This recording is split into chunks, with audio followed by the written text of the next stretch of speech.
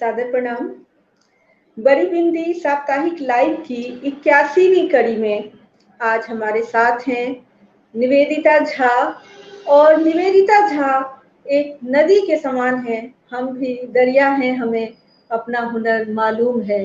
जिस तरफ भी चल पड़ेंगे रास्ता हो जाएगा, और ऐसी ही दरिया है निवेदिता झा, जिन्होंने क्या साहित्य और क्या पत्रकारिता दोनों ही क्षेत्रों में अपनी एक जगह बनाई है। और कैसे इन्होंने आम से वाम तक की यात्रा की है, इसे आज जानेंगे और इनसे रूबरू होंगे। निवेदिता जी, बड़ी बिंदी साप्ताहिक लाइव की 81वीं कड़ी में आपका हार्दिक अभिनंदन है। बहुत शुक्रिया। सर्वप्रथम आपकी जीवन यात्रा के बारे में हम सब लोग जानना चाहेंगे कि कैसे आपने आम से वाम तक के इस सफर को अंजाम दिया। शुक्रिया विभा। पहले तो आप बड़ी बिंदी का मैं बहुत आभार व्यक्त करना चाहती हूँ कि आप सबसे जुड़ने का मौका दिया और ये मंच दिया जिस पर हम अपनी बात रख सकते हैं। कहानी है, लंबी है तो मैं शुरू से कहना चाहूंगी कि दरअसल मेरा ज्यादा जन्म के बाद मेरे पिताजी जो थे वो सरकारी नौकरी में थे, तो वो जहां जहां उनकी पोस्टिंग होती थी हम लोग वहीं जाते थे। फिर मेरी लेकिन ज्यादातर मेरी स्कूलिंग और मेरे कॉलेज पटना के अंदर ही हुआ। मैंने रविंद्र बालिका विद्यालय से मैट्रिक पास किया। फिर हमारे समय में मैट्रिक होता था जो अब 10th होता है, और फिर पटना कॉलेज, फिर पटना यूनिवर्सिटी से एमए किया। तो जब मैं कॉलेज में थी और उसी दौरान मेरा जो है लोगों से मिलना जुलना शुरू हुआ, उसी दौरान ऑल इंडिया स्टूडेंट फेडरेशन था, जो स्टूडेंट्स लोगों का ग्रुप था, और वामपंथी पार्टियों के नजदीक जो स्टूडेंट विंग थे उसका वो था। तो उससे मेरा परिचय हुआ और मैं उससे जुड़ी और उन लोगों के साथ साथ साथ IPTA, Indian people's theatre association, तो उससे भी मेरा जुड़ाव हुआ। मुझे याद है कि मैंने 11th पास करने के बाद, जो अब 10th तक होता है, हमारे समय में 11th होता था, तो 11th पास करने के बाद मेरे पिताजी इप्टा ले गए थे, और वहां उस वक्त इप्टा में बड़े कवि थे कन्हैया जी, उनसे मिलाया और उन्होंने कहा कि मेरी बेटी थिएटर करना चाहती है, तो आप इनसे थिएटर के लिए आप इसका इस्तेमाल कर सकते थे। हमारे समय में थिएटर में लड़कियां बहुत कम थी, और मुझको ये खुशनसीबी है मेरी कि मेरे पिता और मेरी माँ दोनों बहुत उदार विचारधारा से थे, और वो समझते थे कि लड़कियों को पढ़ाई में आगे जाना चाहिए। अगर उनके पास कोई हुनर है, थिएटर कर सकती हैं, तो थिएटर में जाना चाहिए। तो फिर वहां से मेरी जो रंग यात्रा है वो वहां से शुरू हुई, और पहली बार इप्टा में शॉर्ट स्टोरीज फेस्टिवल हो रहा था, तो मैंने प्रेमचंद का नाटक था इस्तीफा वो किया। तो इस तरह से मेरी नाटक की यात्रा शुरू हुई। और उसके कुछ दिनों बाद जब मैं कॉलेज में आई, फर्स्ट ईयर में आई, मगध महिला से मैंने ये किया, तो बिल्कुल नई थी, मुझे कोई जानकारी नहीं थी। तो कुछ लोग आए कि हम लोग ऑल इंडिया स्टूडेंट फेडरेशन के स्टूडेंट हैं, तो हम लोग चाहते हैं कि आप हमसे जुड़े हैं, और उन्होंने बताया कि स्टूडेंट फेडरेशन का क्या मतलब है, किस तरह से इसकी स्थापना हुई, और वो क्या करना चाहते हैं। तो इस तरह से मेरा जुड़ाव स्टूडेंट फेडरेशन से हुआ। फिर स्टूडेंट फेडरेशन एक राजनीतिक युवा संगठन था, खास करके मार्क्सवाद से प्रभावित। तो पहले तो मैं कुछ भी नहीं जानती थी, राजनीति का ख भी नहीं जानती थी, लेकिन धीरे धीरे जब मैं स्टूडेंट फेडरेशन से जुड़ी, मैंने मार्क्स को पढ़ना शुरू किया, भगत सिंह को पढ़ना शुरू किया, उसके तमाम तरह के लोगों से पढ़ना शुरू किया, तो धीरे धीरे मेरी रुचि बढ़ती गई। मैं दोबारा ये कहना चाहूंगी कि मेरे पिता चूंकि बहुत पढ़ाई लिखाई में उनकी बड़ी दिलचस्पी थी, तो वो बहुत चाहते थे कि जो बच्चे हैं, वो हम 4 बहनें और दो भाई हैं, तो किताबों के प्रति जो दिलचस्पी उन्होंने बढ़ाई। हम शुरुआत में 9th में थे, हमको याद है कि उन दिनों गुलशन नंदा बड़े फेमस हुआ करते थे और उनकी कहानियां कम उम्र की लड़कियां खूब मजे लेके पढ़ती थी। तो मुझे भी बड़ी उनकी आदत लग गई थी और मैं कोर्स की किताब में रख के उनकी किताब पढ़ती थी। एक दिन पिताजी ने देख लिया कि भाई ये क्या पढ़ रही है, तो उन्होंने कहा कि अगर तुमको पढ़ने का इतना शौक है तो जो दुनिया में जो बेहतरीन साहित्य है वो पढ़ो, इसमें समय जाया ना करो। और फिर वो उसी रात ढेर सारी किताब ले आए, मैक्सिम गोर्की ले आए, प्रेमचंद ले आए, नागार्जुन ले आए और तमाम किताबों से उन्होंने परिचय कराया।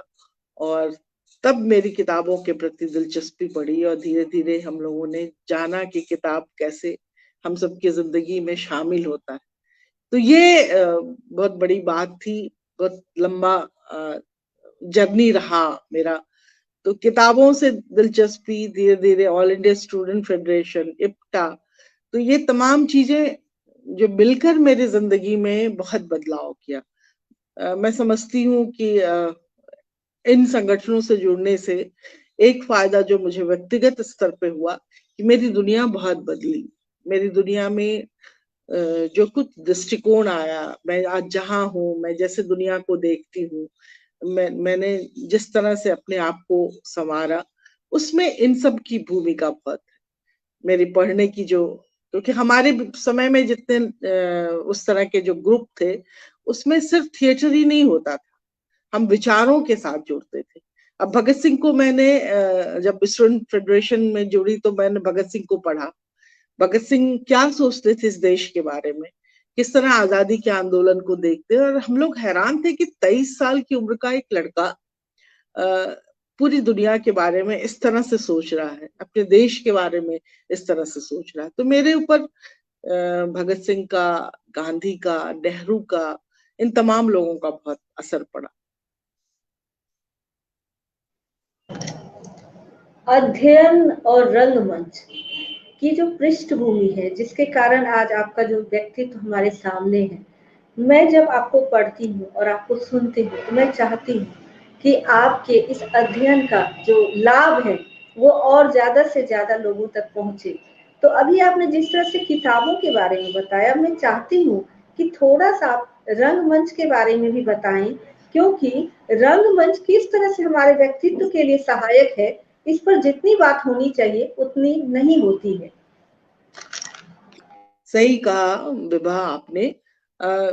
रंगमंच को में एक तो रंगमंच करना, अभिनय करना अपने आप में बहुत बड़ी बात है, और कोई भी कला को करने के लिए कमिटमेंट बहुत चाहिए। कोई भी, किसी भी तरह की कला, आप अगर पेंटिंग कर रहे हैं, आप अगर थिएटर कर रहे हैं, अगर आप कुछ रच रहे हैं या आप लिख रहे हैं अपन उपन्यास, कहानियां, कुछ भी, तो मुझको लगता है कि ये लगातार प्रक्रिया है जिसको आपको करना होता है।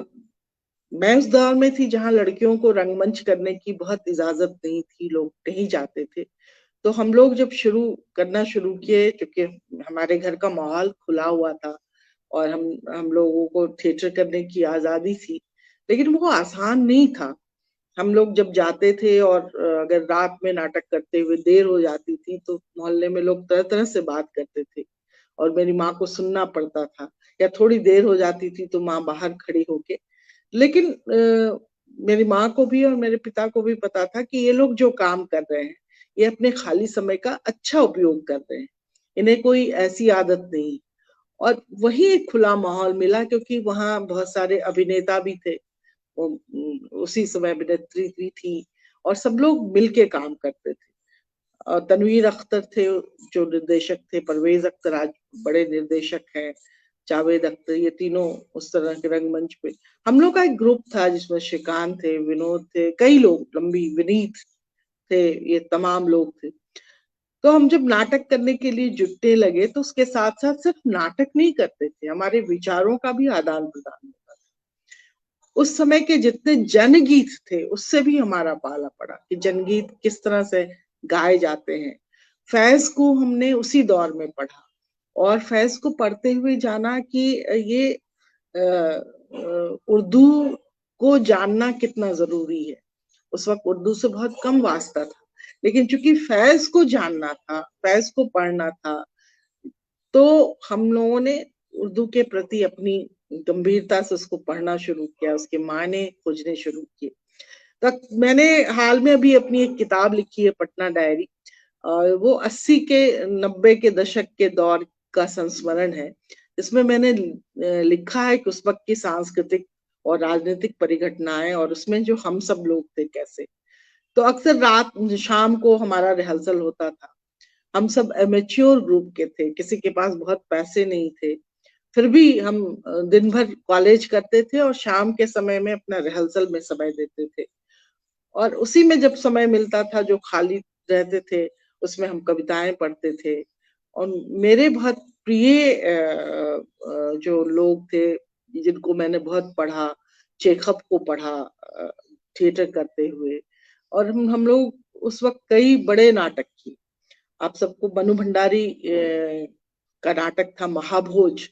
वो नाटक हम लोगों ने जब किया पटना के अंदर, ये लोगों को हैरानी होगी कि पटना में जो ओपन थिएटर है, नृत्य कला मंदिर, जहाँ की 5,000 की कैपेसिटी है, वहां महाभोज नाटक का मंचन हुआ और खचाखच भीड़ थी। तो पूरा पटना का जो सांस्कृतिक परिदृश्य था वो बहुत मजबूत था। लोग थिएटर के प्रति लोग आते थे, फिर भी लड़कियों की संख्या बहुत कम थी। तो मैं जब गई तो मैं चूंकि संगठन करने में मैं सही थी और पटना कॉलेज में पढ़ रही थी, और पटना कॉलेज के ठीक सामने पीपुल्स बुक हाउस हुआ करता था। उन दिनों सोवियत रूस से अनुवादित बहुत सारी किताब बहुत सस्ते में मिलती थी, तो हम लोगों को बहुत कम पैसे में वो किताबें मिल जाती थी। और मैंने तमाम किताबें, चाहे मैक्सिम गोर्की की मदर हो, चाहे मेरे विश्वविद्यालय हो, या चेखव हो, या जो भी इसमें चुगताई हो, मंटो हो, मजीद अहमद हो, सब लोगों को, प्रेमचंद हो, इन तमाम लोगों को मैंने वहीं पढ़ा। और हम किताबों का आदान प्रदान करते थे, और वहीं हमने लड़कियों को भी जोड़ा बड़े स्तर पे।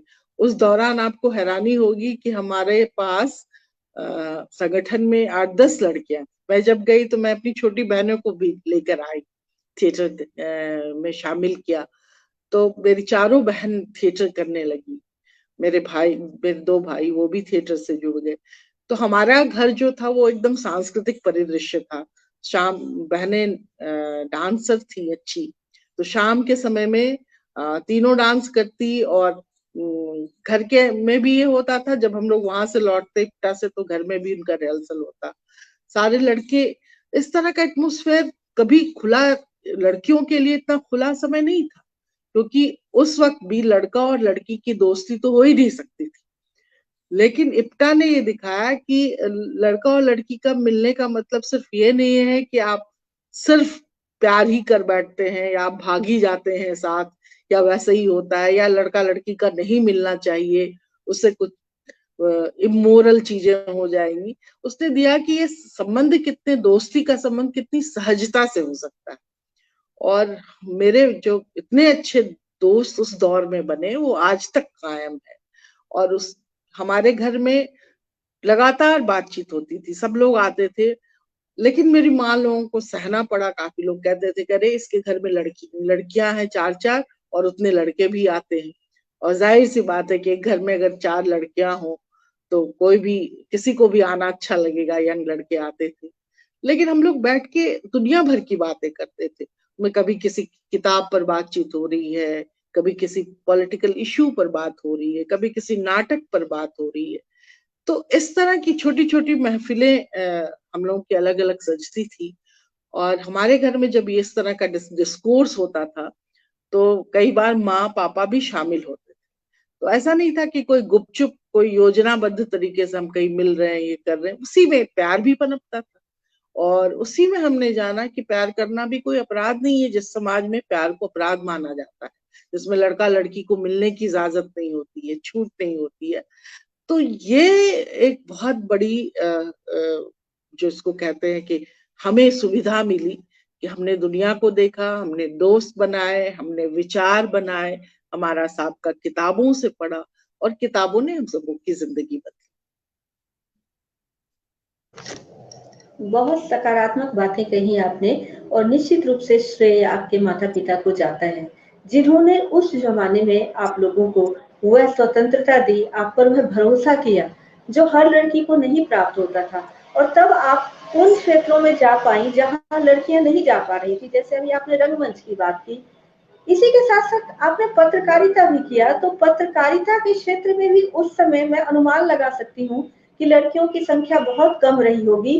कैसे आपने पत्रकारिता की यात्रा आरंभ की और क्या चुनौतियां आई?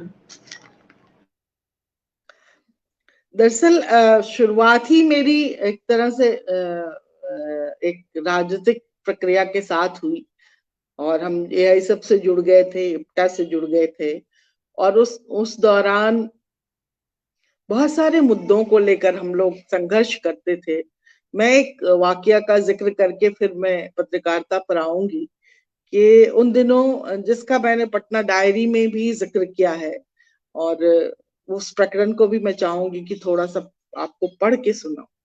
तो मुझे याद है कि इंदिरा गांधी आने वाली थी पटना के गांधी मैदान में और उस वक्त छात्रों का बहुत बड़ा मुद्दा था और हम चाहते थे कि सरकार जो है इस मुद्दे को सुने। बहुत बड़ी घटना हो गई थी जिसमें बहुत सारे छात्र मारे गए थे, ठीक ठीक याद नहीं है। तो हम लोग इंदिरा गांधी का विरोध कर रहे थे।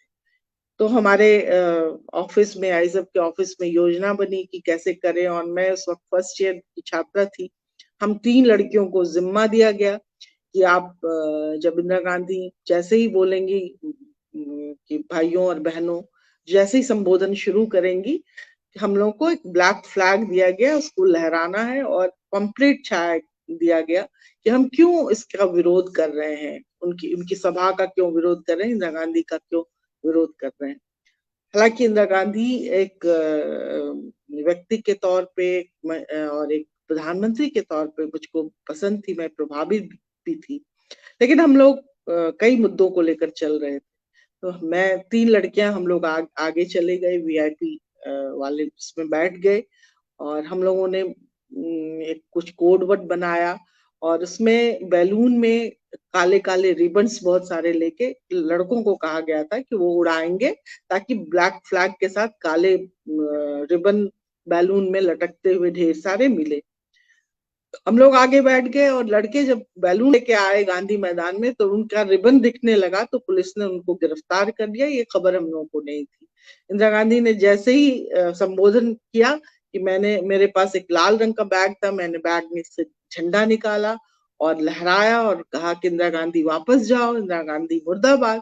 इतना कहना था कि पीछे से पुलिस पूरा बल उसने पकड़ लिया, मुझ पर डंडे लगाए, मुझे गालियां देती हुई, मादा गालियां देती हुई पुलिस मुझे वहां से निकाल ले गई। मेरे साथ 2 और साथी थी और हम लोगों को ये था कि कोई पंपलेट नहीं पकड़ाना चाहिए।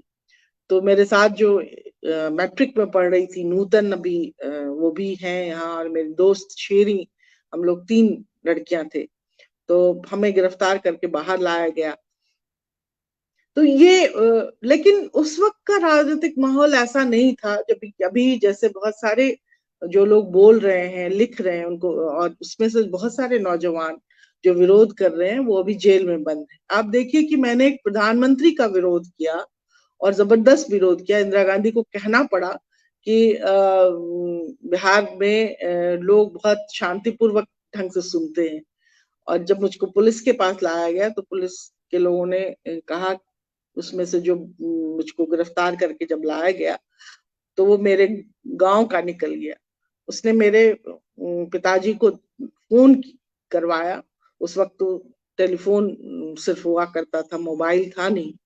तो उन्होंने कहा कि भाई आपकी बेटी ने ये काम किया है, उस पर कड़े आरोप लग सकते हैं प्रधानमंत्री के विरोध में, तो आप आइए इसका बिल लीजिए। तो उसने कहा, मेरे पिताजी ने कहा कि नहीं, ये उसका काम है, आपका जो काम है आप करिए।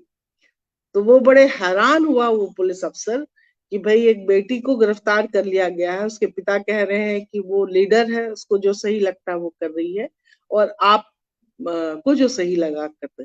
खैर मुझे बहुत देर रखा नहीं गया, मुझे छोड़ दिया गया। तो मैं ये कह रही हूँ कि उस वक्त की राजनीति में इतना ज्यादा एक फ्लेक्सिबल था या इतनी ज्यादा हिंसक तरीके से लोग नौजवानों को नहीं देखते थे, तो मैं छूट गई, जबकि मैंने बहुत बड़ा ये किया था, विरोध किया था। आज अगर कोई नौजवान ऐसे करेगा, और जो जिसने किया वो जेल के सलाखों के भीतर।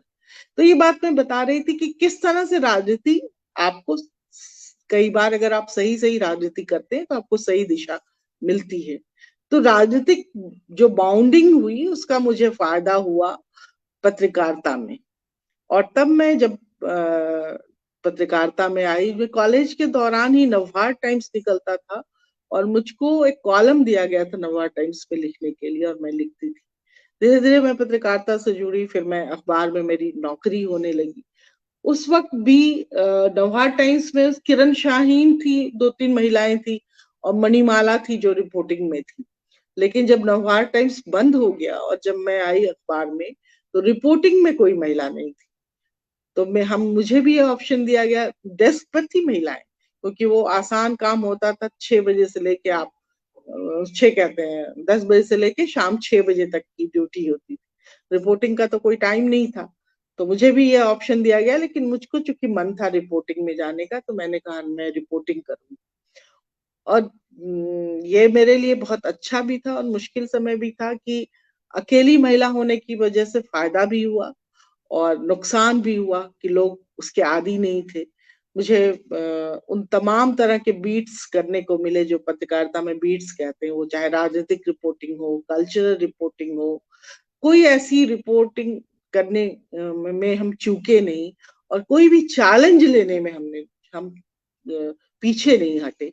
कई बार उस दौरान जब मैं पत्रकारिता कर रही थी, तो कई बड़े नरसंहार हुए बिहार में, और उसको कवर करने का मौका मुझे मिला। वो बहुत दुखद था, वो पूरा दृश्य ही, बाथे नरसंहार हो या कई तरह के नरसंहार हुए।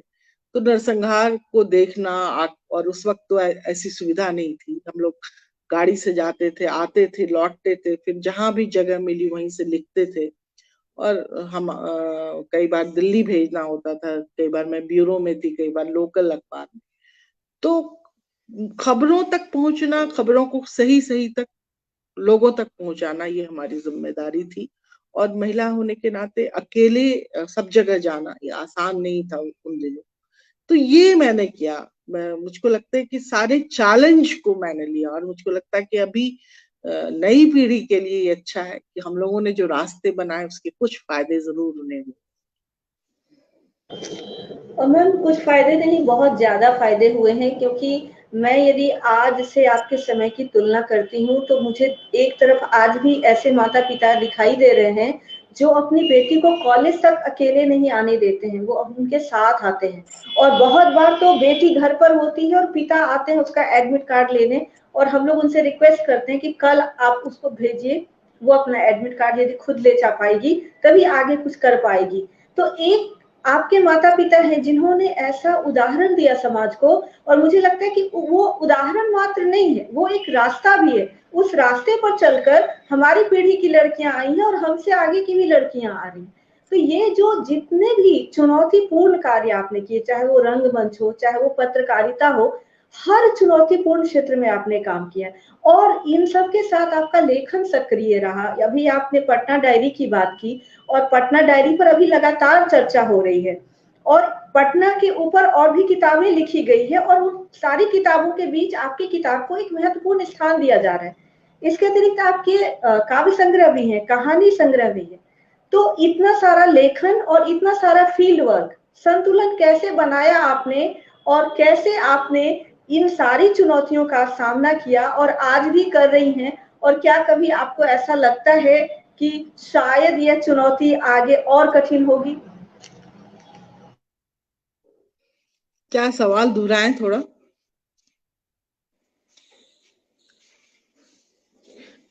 ये सवाल आपने क्या पूछा, नहीं सुनाई पड़ा ठीक से। सवाल क्या पूछा आपने, सुनाई नहीं? सवाल ये है कि चुनौतियों का तो आपने सामना किया ही है, लेकिन क्या आपको ऐसा लगता है कि आगे और कठिन चुनौतियां आने वाली हैं? चुनौतियां तो जिंदगी में हमेशा से रही हैं, रहेंगी, हर आदमी के सामने चुनौतियां होती हैं। मुझको ये फायदा हुआ, मैं अभी भी कहती हूँ कि और राजनीति में कुछ मुझे हासिल हो ना हो, ये हासिल जरूर हुआ कि मेरे भीतर हिम्मत आई, मेरे भीतर लड़ने का जज्बा आया, और जहां भी मैं गई जगह बनाई। पत्रकारिता में भी आसान नहीं था, क्योंकि हम जिस समाज में रहते हैं वो प्रजासत्तात्मक समाज है। वहां भी अपनी जगह, पत्रकारिता के भीतर भी मैंने लंबी लड़ाई की। मैं जब एक अखबार में काम कर रही थी, आपको सुन के हैरानी होगी, वहां धीरे धीरे एटमोस्फेयर बनाया, और वहां भी हमारी मतलब सब लोग, हम लोग बैठते थे, गप करते थे, चाय की दुकान पे जाना था। तो जब मैं अखबार ज्वाइन किया, तो अक्सर क्या होता था कि ये चैलेंज था कि खबर कैसे लेकर आए, और उसमें राजनीतिक खबरों का जो जो स्रोत था वो अक्सर होता था कि राजनीतिक दलों के लोगों से मिलना। रात की अक्सर पार्टी में जो मेल जर्नलिस्ट थे वो रात की अक्सर पार्टी में जाते थे। कई बार ड्रिंक्स पार्टी होती थी, उसमें जाते थे, वहां से खबर खबर उपजती थी। या सचिवालय में जो छोटे स्तर के जो जैसे बाबू हुए या क्लर्क हुए, उनसे खबरें मिलती थी। तो वो जो नेटवर्क बनाना था वो किसी भी स्त्री के लिए बहुत चैलेंज था, क्योंकि हम देर रात तक घर से बाहर निकलकर कोई पार्टी में नहीं जा सकते थे। उस समय ऐसे ऐसे माहौल नहीं थे, और अभी भी वैसा माहौल नहीं है कि औरतें देर रात की पार्टी में रहें और ड्रिंक्स की पार्टी को उस तरह से एंजॉय करें या उस तरह का रिश्ता बनाए। तो मेरे लिए बहुत चैलेंजिंग था कि कैसे करें, खबर कहाँ से आए, कोई खबर छूटे नहीं, इस बात को लेके बहुत चिंता रहती। तो जब हम अखबार में रहते थे, तो हमारे जो मेल पत्रकार थे, वो लोग शाम को बाहर जाते थे, कहीं से भी लौट के आए तो शाम को चाय पीने बाहर जाते थे। तो वो कहते थे कि मैडम आप बैठिए, चाय आपके लिए भिजवा देते, हम लोग पी के आते। तो मैंने कहा कि नहीं, मुझे भी आपके साथ ही चाय पीनी तो है, सड़क पे हम लोग पियेंगे। तो क्या हुआ, सड़क पे हम भी पियेंगे। और मैं पहली महिला पत्रकार थी जो मैंने सड़क सड़क पर जाकर चाय पीना शुरू किया। और जब सड़क पर चाय पीना शुरू किया, तो वो एक खबरों के आदान प्रदान की जगह थी, क्योंकि वहां सारे ग्रुप के पत्रकार एक जगह मिलते थे शाम को, और वहीं से हम लोग रिलीज करते थे कि मेरे पास ये खबर है, तुम्हारे पास क्या खबर। वो बताते थे हम लोगों को, तो जिससे मैं मिस करती, तो इसलिए मैंने सड़क पर चाय पीना शुरू किया। तो एक तो मुझको खबर मिलने लगी, दूसरी कोई महिला खुलेआम खड़े होकर वहां चाय पी रही है, तो जो और साथी थे उनको भी अच्छा लगता था, क्योंकि महिलाओं के होने से एक रंग तो बदलता है, दुनिया बदलती। मैं आपको बताऊं कि कितनी छोटी छोटी चीजें हैं। आज अखबार में जब मैं काम करती थी, तो एक साथी का मैरिज एनिवर्सरी या जन्मदिन था, मैंने हाथ मिला के बधाई दी, तो वो खबर बन गई, खबर की जगह में खबर बन गई कि मैंने हाथ मिला के उनको बधाई दी। तो उन लोगों का क्या मतलब, उनको लगता था कि अरे कोई महिला हाथ मिला रही है। या उस वक्त ये सोच नहीं था कि महिलाओं के लिए कोई अलग टॉयलेट हो, एक ही टॉयलेट था जिसमें सब जाते थे, और कई जगह टॉयलेट होता ही नहीं था क्योंकि मर्द तो बाहर चले जाते थे। तो हम लोग ने वो भी लड़ाई लड़ी कि महिलाओं के लिए इंडिपेंडेंट टॉयलेट भी हो। तो ये खबरों की दुनिया में सचिवालय में जाना, खबर लाना, पॉलिटिकल पार्टियों के साथ एक रिश्ता कायम करना, उनसे खबर लेना, ये धीरे धीरे ग्रिप बनाया, लोगों से मिलने लगे, देर रात तक ना सही लेकिन एक एक रिलेशन बिल्डअप करना। सचिवालय में जाना तो क्लर्कियल लेवल पे वो लोग हमारे साथ तो जाके नहीं, जनरली पत्रकार जाते थे तो कहते थे चलिए भाई साहब बाहर कुछ खा पी के आते थे, और उनको खिलाते थे लोग, चाय खिलाए, रसगुल्ला खिला दिया, सचिवालय में बहुत अच्छी मिठाई मिलती थी।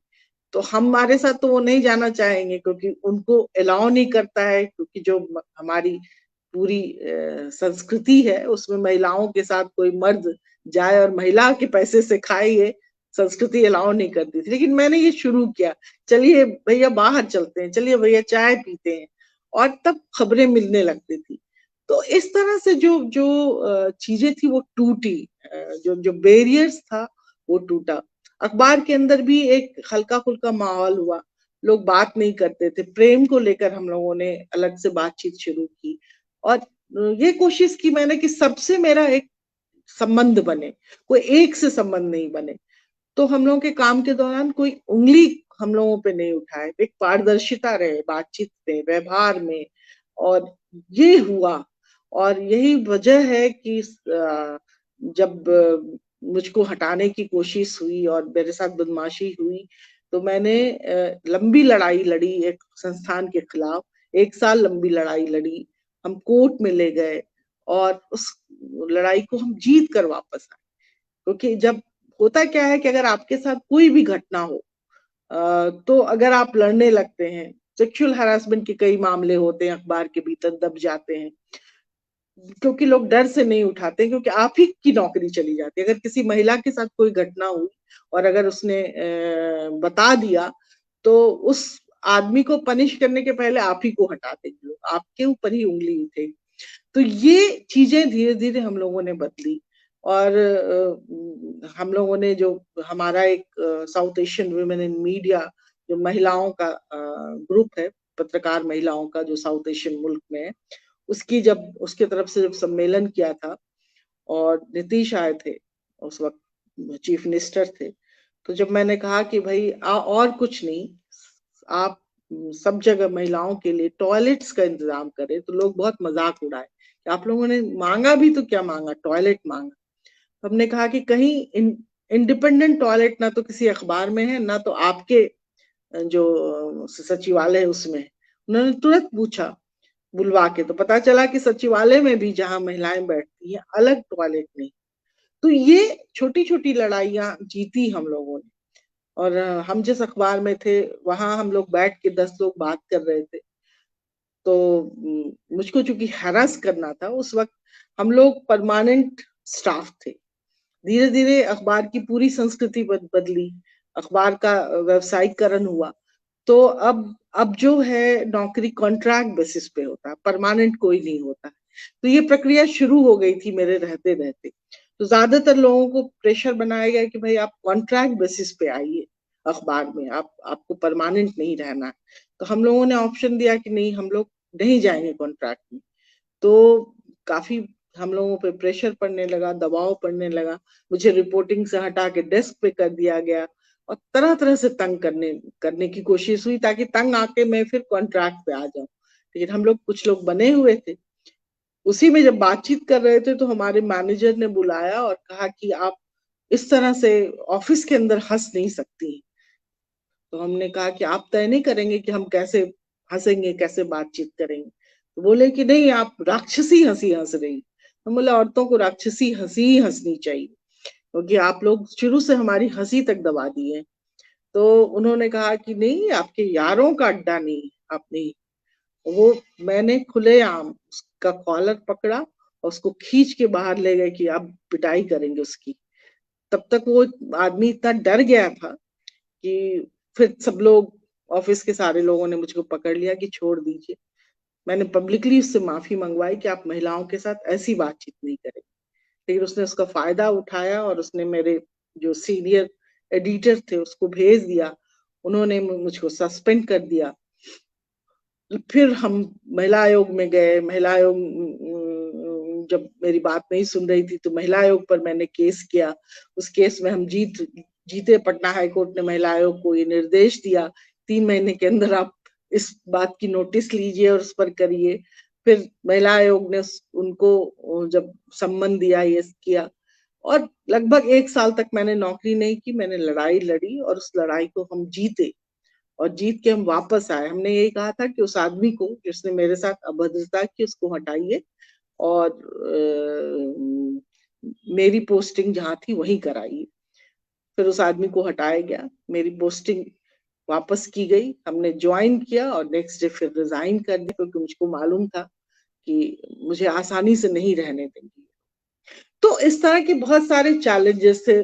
उसके पीछे ये भी थी कि मैं जो खबर लिख रही थी उन दिनों, शायद अगर आपको याद हो, ये जिक्र करना चाहूंगी कि एक महिला की लाश जो है बोरे में मिली थी, और उस वक्त कई तरह के अपराधी लोग थे जिन पर यह आरोप लगे कि शायद ऐसा हुआ। तो कुछ पत्रकारों ने उस अपराधी से सवाल पूछा, तो सारे पत्रकारों को बांध के उसने मारा था। आज से 20 साल पहले की बात है। तो बांध के मारा, उसमें से कुछ पत्रकार किसी तरह जान बचाकर भागे। बड़ी खबर बनी थी, नेशनल खबर बनी थी। तो उस अपराधियों, मैंने बिहार के 15-20 अपराधियों पर मेन स्टोरी की थी। तो हमने जब स्टोरी किया उन लोगों पे, तो मुझको धमकियां मिलने लगी कि आप इस तरह की स्टोरी कर रहे हैं, ये कर रहे हैं। अखबार को भी धमकी मिली, तो अखबार मेरी रिपोर्ट में से जो उनके खिलाफ मैंने जो सबूत जुटाए थे अपराध रिकॉर्ड के, बलात्कार के, तो वो मेरी रिपोर्ट से वो हटाने लगे एडिटर। तो मैंने कहा कि नहीं, छापना है तो आप पूरा छापे, नहीं तो नहीं छापे। तो इस तरह खबरों के लिए लड़ना, खबरों के लिए भिड़ना, ये भी उस वक्त हम लोगों ने किया, जो अब आसान नहीं है। अभी के दौर का मुझको बहुत तकलीफ होती है, इस दौर की पत्रकारिता को देख के। कुछ लोग अभी भी बने हुए, कुछ पत्रकार अभी भी वैसे हैं हर जगह, लेकिन अभी की पत्रकारिता पूरी नतमस्तक दिखती है सत्ता के सामने। हमारे दौर में उतनी नतमस्तक नहीं थी। हमारे दौर में कोई एडिटर किसी मुख्यमंत्री के पास या प्रधानमंत्री के पास उस तरह नहीं जाता था। तो ऐसी कई घटनाएं मुझको याद है। लालू उस वक्त मुख्यमंत्री थे और टाइम्स ऑफ इंडिया के एडिटर थे, जिन्होंने कुछ ऐसी खबर छापी थी जिस पर उनको एतराज था। तो लालू ने उनको बुलवाया एडिटर को, एडिटर के बोले कि हम नहीं जाएंगे, अगर मिलना है तो वो आए। और लालू गए मिलने के लिए। क्या अब ये संभव है कि कोई मुख्यमंत्री कोई अखबार के दफ्तर एडिटर से मिलने जाए? एडिटर 5 बार भाग के जाएगा, दौड़ के जाएगा, कि आपके पास विज्ञापन आपके रोक देगी सरकार अगर आप सरकार के खिलाफ लिखेंगे। तो ये तमाम तरह की चीजें थी जिससे लड़ना भिड़ना और खबरों के प्रति एक ईमानदारी बरतना, ये बहुत बड़ा चैलेंज था। मेरी कोशिश थी कि मैं अपने पत्रकारिता के दौरान उसमें ईमानदार बनी रहूं और वैसी खबरों को लिखती रहूं, जो चैलेंज था मेरे लिए। बहुत बढ़िया मैम। जब जब वर्जनाएं टूटती हैं, संभावनाओं के द्वार खुलते हैं, और आपने ऐसे कितने ही द्वार खोले, और अभी उन द्वारों के खुलने की जो आहट हुई, तो मुझे लगता है कि बहुतों को उम्मीद की एक किरण दिखाई दे रही है। मैम, आप युवा पीढ़ी को क्या संदेश देना चाहेंगी? मैं एक दो कविता युवा पीढ़ी से यही कहना चाहती हूँ कि आप जो भी काम कर रहे हैं उस काम के प्रति अपने जिम्मेदारी देखिए और उसको ईमानदारी से करिए। जो भी काम आप कर रहे हैं, जिस फील्ड में भी है, तो ईमानदारी जो है वो कहीं बाहर से आती नहीं है, आपके भीतर की है, आपकी आवाज है। तो जैसे मैं कविताएं लिखती हूँ या मैं स्टोरी लिखती हूँ, मैं कहानियां लिखती हूँ, तो मुझको लगता है कि मेरी पहली रिस्पॉन्सिबिलिटी आम आदमी है। आम आदमी के बीच ही से ही हम वैसी आवाज उठाएं, उनके लिए लड़ें। और आज भी पत्रकारिता के बाद जो मैंने ऑप्शन लिया है, मैं अब एक्टिविज्म करती हूँ, औरतों की लड़ाई लड़ती हूँ। तो और मेरे लिए जिंदगी में सबसे बड़ी चीज है कि मुझको लगता है कि दुनिया को आप प्रेम के बगैर नहीं बदल सकते, और प्रेम में वो ताकत है जब आप दुनिया को बदल सकते हैं, जीत सकते हैं आप प्रेम से ही। इसलिए मेरी कविताएं में प्रेम एक बहुत बड़ा कॉम्पोनेंट है जिससे हम करते हैं। मैं एक छोटी सी कविता अपनी सुनाना चाहती हूँ आपको। घने कोहरे से लिपटी शाम, शाम की नीली आभा में ओस की नन्ही बूंद चमकती है शाखों पर। पत्तियां जो हरी थी बूंदों से भर गई है, झर रहे हैं कनेर के फूल तुम्हारी हंसी की तरह। भर लेना चाहती हूँ सांसों में गर्म वो पिघलती हंसी। फैल रही है रात कतरा कतरा, मेरी बंजर भूमि में खिल आए हैं गुलाब के फूल। तुम्हारी देह मेरी आत्मा में गुथी हुई उत्तेजित चक्रवात की तरह घुमड़ते रहते। मैं चाहती हूँ सुनो, मैं चाहती हूँ सुनो तुम, वे गीत जो गाए नहीं गए, वे गीत जो रचे नहीं गए, वे वो प्रेम जो पुरानी राहों में बिछा रह गया, वो एकांत जो धधकता रहा। प्यार करो मुझे, मुझ में डूब जाओ कि मेरी आत्मा पर हो बारिश। शीत और आग के बीच मैं खिलाऊं जीवन के फूल। शुक्रिया।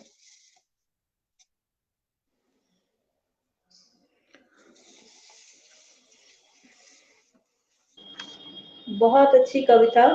और मुझे लगता है कि अनुभव से निकली हुई जो कविता है या अनुभव से जो निकले हुए शब्द हैं वो हृदय को छू जाते हैं। और मुझे लगता है कि जिस व्यक्ति ने भी उस तरह की अनुभूति को, क्योंकि हर कोई कवि नहीं हो सकता, एक कवि की जो रचना है वो बहुत से श्रोताओं और दर्शकों और पाठकों तक पहुंचती है, और एक युग जो जिस युग में वह कविता लिखी गई है वह युग भी जीवित हो उठता है उस रचना के माध्यम से।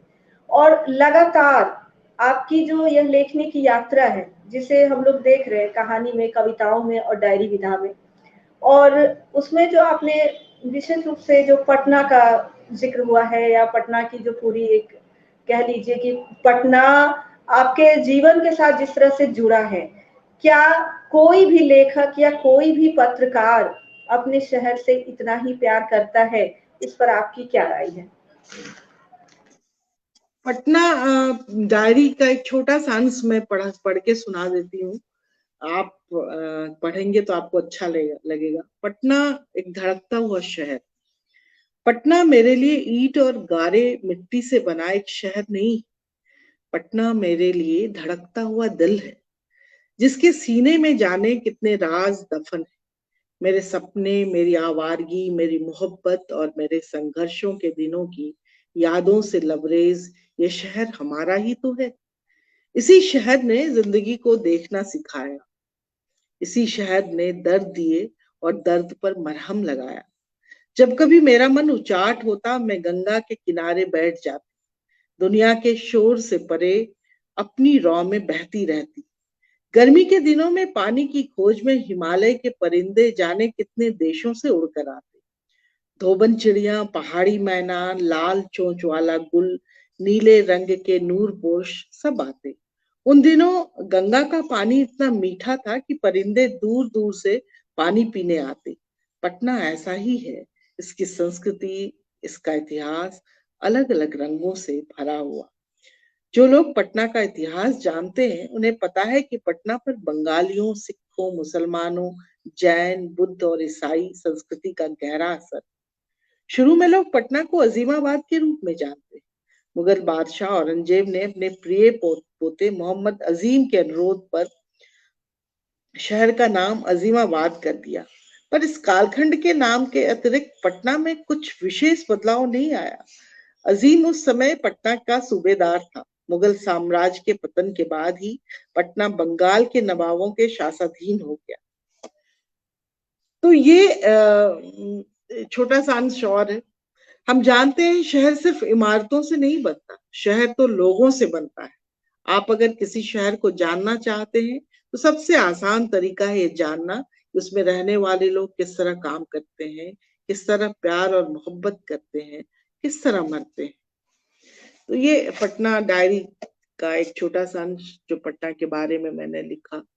तो पटना मैं जानती हूँ कि ऐसा शहर नहीं है जिसके बारे में कहा जाए कि बहुत खूबसूरत शहर है या बहुत कुछ देखने को है।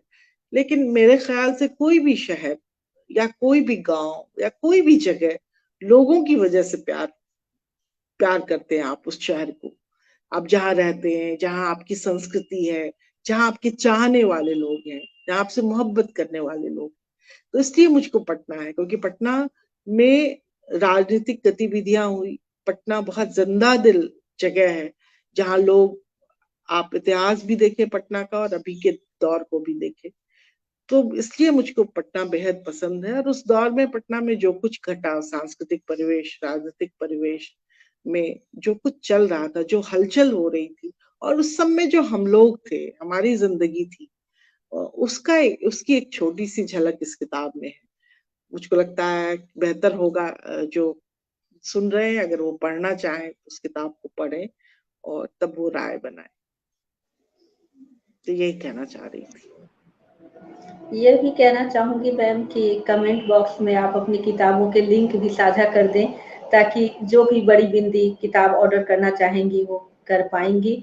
आज आप बड़ी बिंदी साप्ताहिक लाइव में आई और हम लोगों के साथ अपने अनुभव और विचार साझा किए और इतनी सकारात्मक बातें कही, हम सबको बहुत अच्छा लगा और आपके बारे में और ज्यादा जानने को मिला बहुत बहुत आभार, धन्यवाद और उम्मीद करती हूँ कि भविष्य में फिर कभी जब हम आपको आमंत्रित करेंगे, आप हमारा आमंत्रण अवश्य स्वीकार करेंगी। इसके साथ साथ सभी बड़ी बिंदी को एक बार फिर से याद दिला दूं कि बाय मी अ कॉफी के लिंक पर जाकर कम से कम एक और अधिक से अधिक जितनी भी आप चाहें कॉफी अवश्य खरीदें। और अगले रविवार को मुलाकात होगी फिर एक और बड़ी बिंदी के साथ, बड़ी बिंदी साप्ताहिक लाइव में। तब तक के लिए धन्यवाद, प्रणाम, नमस्कार। बहुत शुक्रिया विभा और सब बड़ी बिंदी। Thank you.